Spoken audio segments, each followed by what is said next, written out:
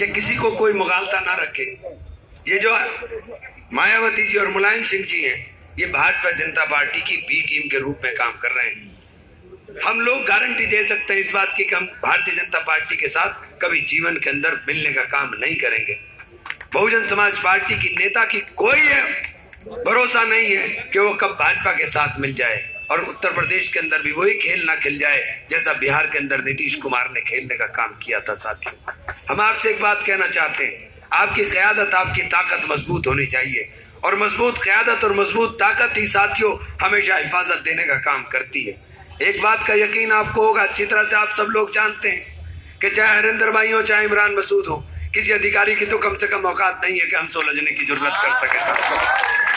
हमसे कभी ये मुंह से आप ये नहीं सुनने का काम कर सकते कि ये भला की सरकार है, ठिकाने की सरकार है। हम जूते का हाथ में मजबूत लेकर के काम करना जानते हैं, हमें पता है कि काम किस तरह से कराया जाता है। आपसे एक बात पूछना था, हार हो या जीत हो, हार और जीत का फर्क जनता के ऊपर जब पड़ता है जब नेता हार जाए या नेता की हिम्मत टूट जाए।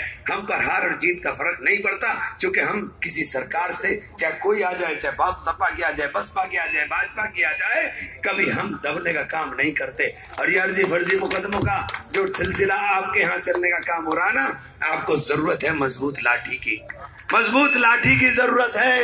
मैं ये बात इसलिए कह रहा हूं दावे के साथ मजबूत लाठी की कि ये मैं इन्हें जानता हूं अच्छी तरह से। दंगे चल रहे थे मुजफ्फरनगर के अंदर, आपके नेता जिला छोड़ छोड़ कर भाग गए थे, कोई नेता इस जिले के अंदर दिखाई नहीं दे रहा था। जितने सूरमा भोपाली तुम्हारे मुजफ्फरनगर शामली के थे, ये सारे मैदान छोड़कर भाग गए थे। मैं ये बात इसलिए कह रहा हूं कि खड़ा हुआ है पंकज, रात रात भर मेरे साथ जाग रहा था, रात रात भर जाग रहा था मेरे साथ, दंगा चल रहा था, कहने लगा चाचा क्या करूं। मैंने बच्चा कुछ नहीं करना भैया, सब पता तो रहो मुझे, कहाँ ये बात करते रहे, निकलवाते रहे, कितने लोगों को हमने बचाया।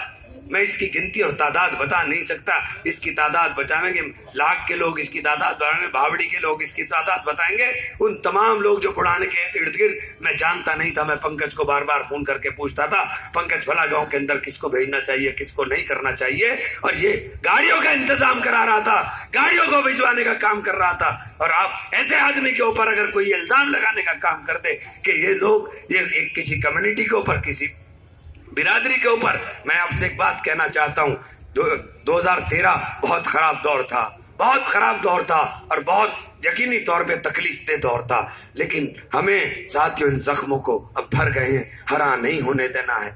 हरिंद्र मलिक